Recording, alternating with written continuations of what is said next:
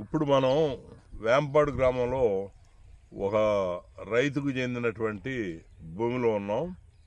అయితే ఇది పామాయిల్తో ఉందో చూడండి. ఇది సుమారు 3 సంవత్సరాల క్రితం మద్దాలి వెంకటరత్నం అనే ఆయన మరి కొని తిరిగి మళ్ళీ వేరే వాళ్ళకి అమ్మారు.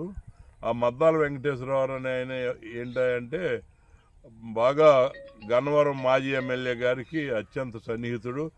వైసీపీ గవర్నమెంట్లో కొత్తపల్లి సహకార సంఘం ప్రెసిడెంట్గా సెకండ్ టర్మ్లో మొన్న ఈ గవర్నమెంట్ మారే వరకు ఆయనే ఉన్నారు. మరి ఆయన ఇక్కడికి వచ్చి తర్వాత ఆయన్ని అడిగాము, కొనుక్కోవచ్చు అమ్ముకోవచ్చు అందరికీ ఒకే హక్కు ఉంటుంది కదా అని. కానీ నేను కొనలేదు, నేను అమ్మలేదు, ఏదో వ్యవసాయం చేసుకుంటున్నాం అని చెప్పి అన్నారు.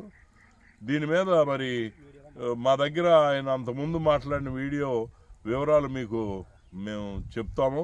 కాబట్టి దీంట్లో మరి ఎండోమెంట్ అధికారుల పాత్ర ఖచ్చితంగా ఎలా ఉందో, ఎవరి ద్వారా ఉందో, అది ఏ వ్యక్తులు గొల్లపల్లి గ్రామంలో ఈ యాంపాడు భూమిని వారు అమ్మితేనే కొనాలి, వారు చెప్తేనే తీసుకోవాలనేటువంటిది పెట్టి చివరికి మాలాంటి వాళ్ళ మీదకి ఈయన చెప్తేనా అన్న కాడికి తీసుకొచ్చారు. మేము ఓవరాల్గా రైతులందరూ కొనుక్కునే హక్కు అమ్ముకునే హక్కు ఉంటుంది.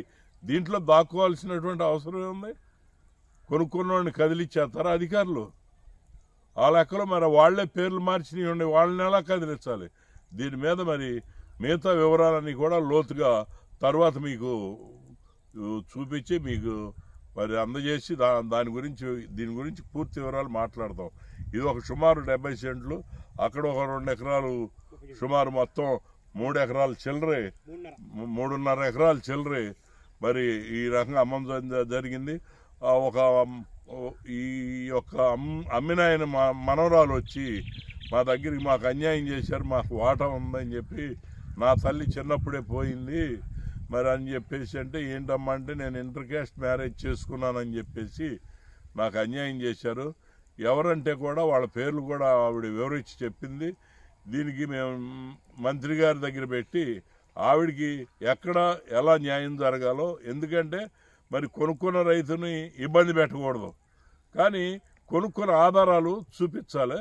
కానీ ఈ డబ్బులతో వేరే గ్రామంలోకి వెళ్ళి కొనుక్కుని మరి ఇది చేసేటువంటి పరిస్థితి ఉంది. వాళ్ళ తాత కంచెల వెంకటేశ్వరరావు కూడా మరి వీడియోలో మాట్లాడారు, ఈ రకంగా అన్యాయం చేశారు నా మనవరాలకు అని చెప్పేసి. కాబట్టి ఆ వివరాలన్నీ కూడా తర్వాత మీకు వివరిస్తాం.